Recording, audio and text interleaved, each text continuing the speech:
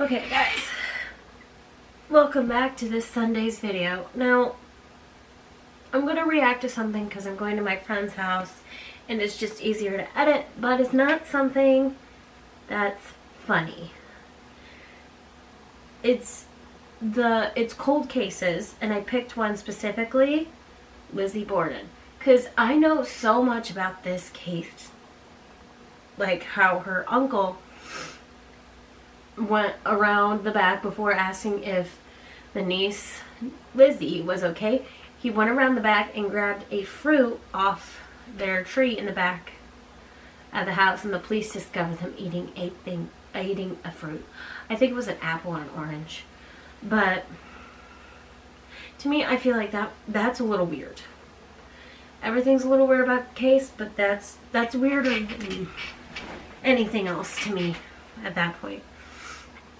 And that he memorized 2 horses' names and then everybody else on the trolley.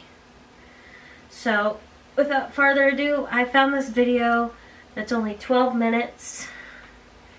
And it cut through the intro because I didn't want to hear about it. So, it's like 11 minutes. So, let's get started.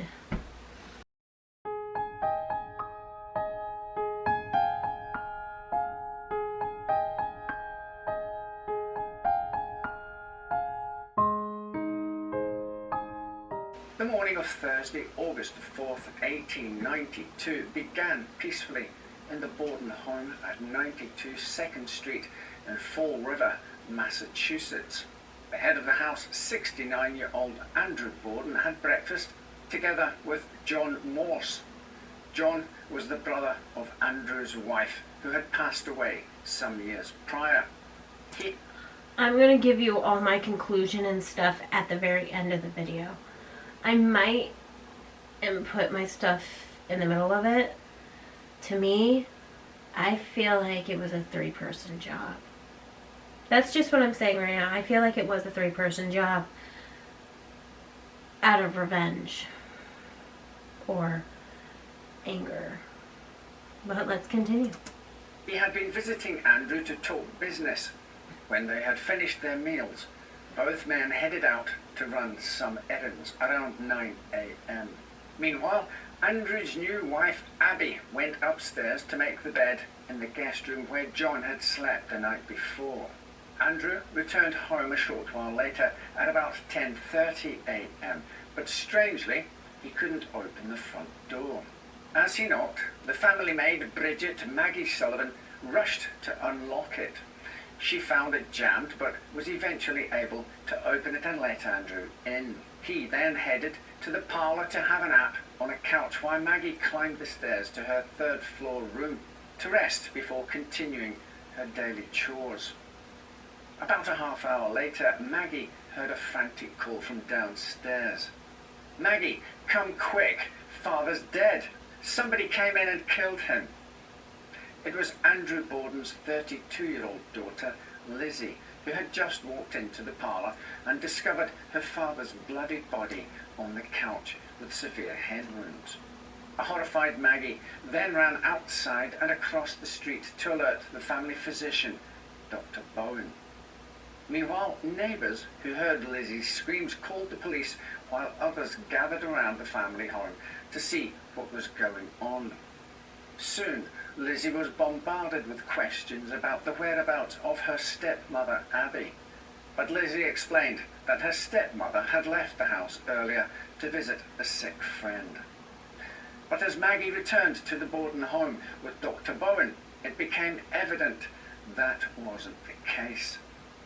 While the doctor examined Andrew's body, Maggie went upstairs and discovered Abby Borden lying face down in a pool of blood on the floor of the guest bedroom. Similar to her husband, Abby had horrible wounds from a hatchet-like weapon. A medical examiner later determined the killer had... Quick question. Or quick summation.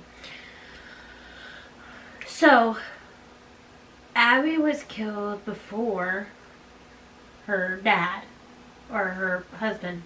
Abby was killed first. So, this story is right. when Bridget went back upstairs to the 3rd floor, when she let Andrew in, she would have saw the body. Because she went up to the 3rd floor to clean. And I've seen pictures of the house. It's small. Like, it looks big, but like, it's small hallways and rooms are like so close together. So I feel like she could have seen her, right?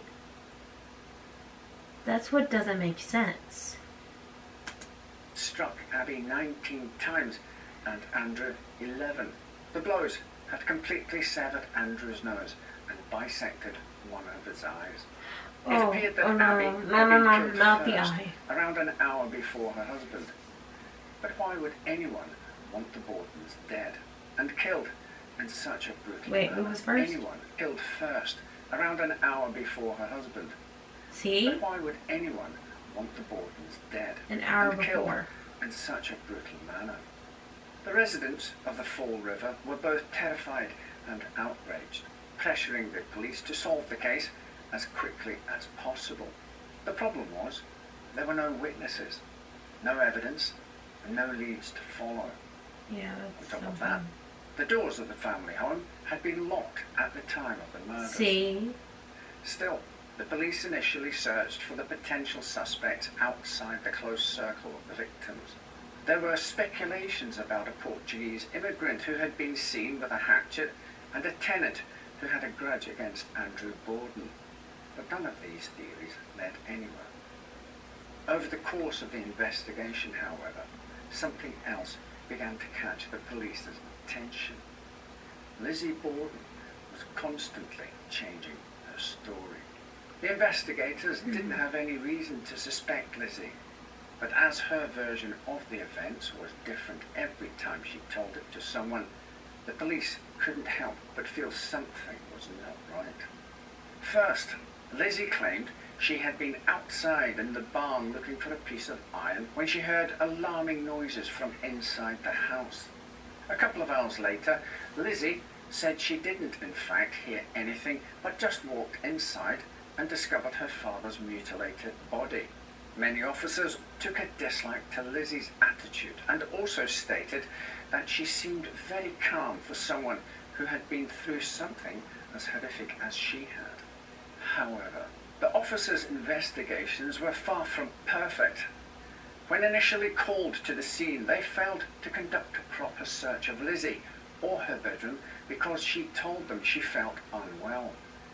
They did, however, search the basement of the property where they found 2 hatchets, 2 axes, and a hatchet head with a broken handle. Curiously, it seemed as though someone had tried to dirty up the broken hatchet in an effort to make it seem as if it had been in the basement for some time.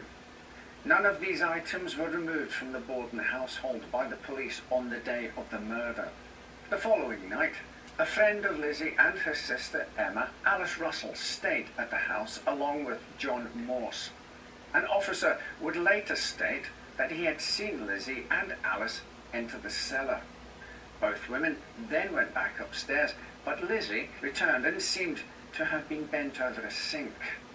As the investigators dug deeper, they learned that Lizzie had tried to buy poisonous hydrocyanic acid prior to the murders.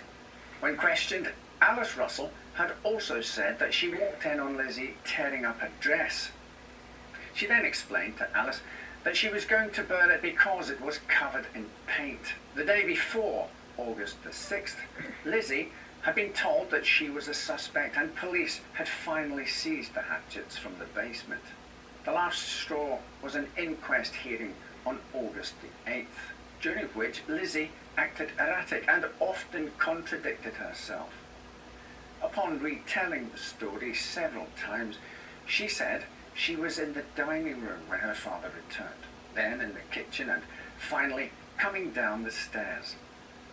She also said she had helped to take her father's boots off before putting his slippers on. However, photos from the crime scene clearly show he was still wearing his boots when the attack took place. 3 days after the inquest, she was arrested and on December the 2nd, charged with the murders of Andrew and Abby Borden. For many, Lizzie's guilt was obvious.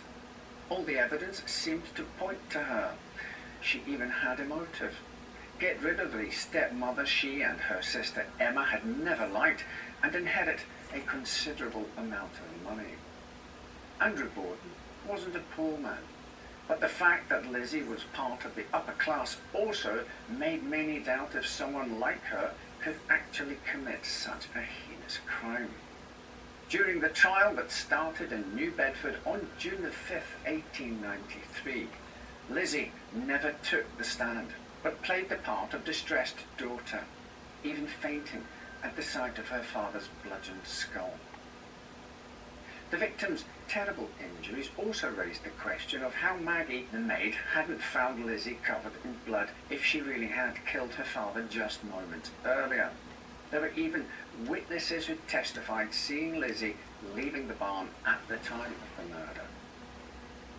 In the end, the case that seemed almost airtight was poked full of holes, not least because of the poor investigation. On July 20th, 1893, after just an hour and a half of deliberation, the jury acquitted Lizzie Borden of the murders of her father and stepmother.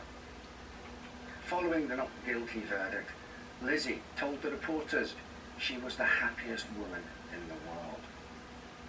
Since that day, people have continued to debate whether Lizzie Borden really was innocent after all, or did she just get away with the brutal double murder? After the whole ordeal, Lizzie lived the rest of her life relatively peacefully. Along with her sister Emma, they inherited much of their father's estate, worth around $300,000, roughly $9.5 million today. Her only other brush with the law came in 1897, when she was accused of shoplifting. The relationship with her sister eventually broke down, and in 1927, Lizzie Borden would pass away at the age of 66. Many have speculated about what may have happened on that day back in 1892. These claims range from a theory that Lizzie committed the murders while in a dissociative state, to one that proposes that Abby had uncovered a secret relationship between Lizzie and the maid, Maggie. One even suggests that it was in fact Maggie who committed the murders after being asked to clean the windows on a hot day. Despite these and other theories, it remains a fact that no other person was ever charged with the murders, so it's likely we will never know the full truth of what happened that day. But what do you think? Was Lizzie actually innocent, or did she get away with murder?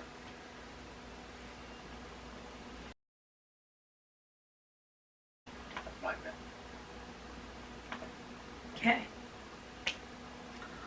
I'm going to tell you what I think happened. So, August 3rd or 4th, whatever day it happened, I believe it wasn't Lizzie and it wasn't Bridget. The uncle came back. Uncle John Moore. It was a 3-person job. I believe it could have been Axe, but John Moore, I believe, was a butcher. I believe John Moore's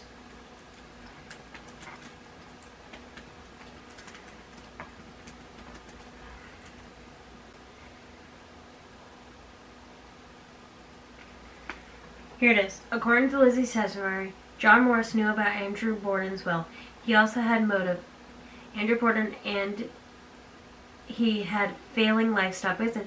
Morse was also trained butcher. It is theorized that he used a meat cleaver as the weapon. See?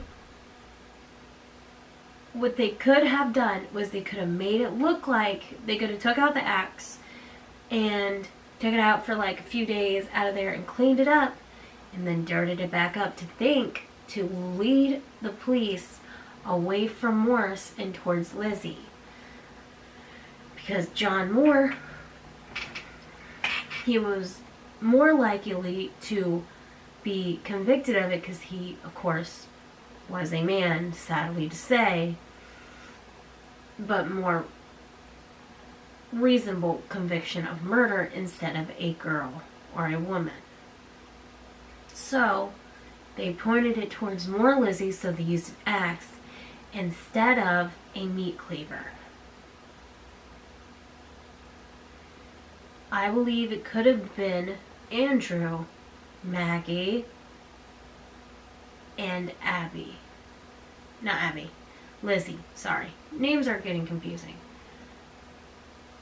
3-person job. Lizzie could have split the money evenly between all 3 of them. And what if Andrew put one of them in the will? He could have put John in the will. I don't think he could have put Abby. Abby probably paid off. Not Abby. Lizzie. See, names. Lizzie could have paid off Bridget. And no. John could have paid off Bridget to stay silent about what happened. But she started to regret it when Lizzie got in trouble. So she got Lizzie out of the situation. And then, yeah, I think it could have been all 3 of them. The other sister's cut out. The other sister wasn't in the thing at all. So I find that a little weird, but she probably didn't want to be in it. She probably just wanted everything to just go away and go back to how it was. But I believe they could have. John did it because his their business was failing and he was losing all the money. Bridget did it. She was probably paid off. She probably didn't know it was going to happen.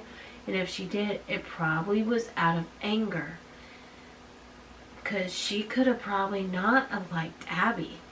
And then Lizzie. Lizzie did it out of anger.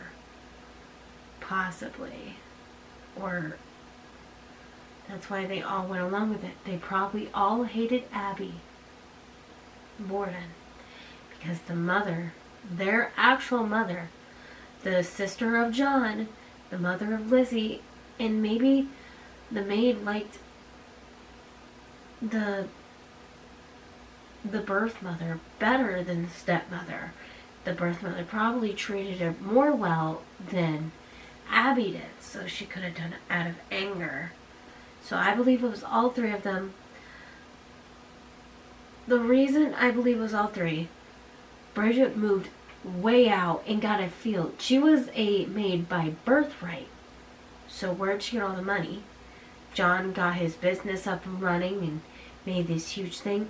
Lizzie only moved a few minutes away from the house that she grew up in because she didn't want to stay there. I feel like those 2 regretted it. The 2 girls regretted it the most. John did not care because he's the one that killed them. Lizzie took the blame. Bridget didn't want her to take a blame, so she did something, I'm pretty sure, in the trial, got Lizzie acquitted, and then everything else went silent, and they all went their separate ways. That's what I believe happened. What do you think happened? Comment it down below, and comment down any cold cases that you think I could solve, or feel like I solved. I feel like I solved this one, kind of, because to me, mine makes more sense than the police one. Because a meat cleaver, I get it, those 2 are 2 different weapons, but here's the thing. They'll look the same if you hit them a lot. And the blades are a little bit different, but after hitting maybe the same spot 3 times, the blade and the measurements are all going to be different after that. Especially since it said how many times? 17, or it was like 17 or like 11 times. 11 for Andrew, 17 for Abby. Those dimensions, those hits will look similar with any kind of weapon. So it could have been a meat cleaver. They could have used the axe. Everybody else, I remember this from watching a video about it. Everybody else, before the police even got there, everybody touched that axe. Everybody. So everybody's fingerprints were all over that thing. So it was a setup. The axe was the setup to the actual weapon, which was the meat cleaver. John did it. Those two followed along with it. They all went their separate ways at the end. And nobody got caught. Lizzie almost did, but Bridget felt guilty. But anyways, that's all for this Sunday's video. This video will probably either be up on Sunday or Monday, because I'll be at my friend's house celebrating her birthday. So anyways, love you guys and see you next Sunday. Bye!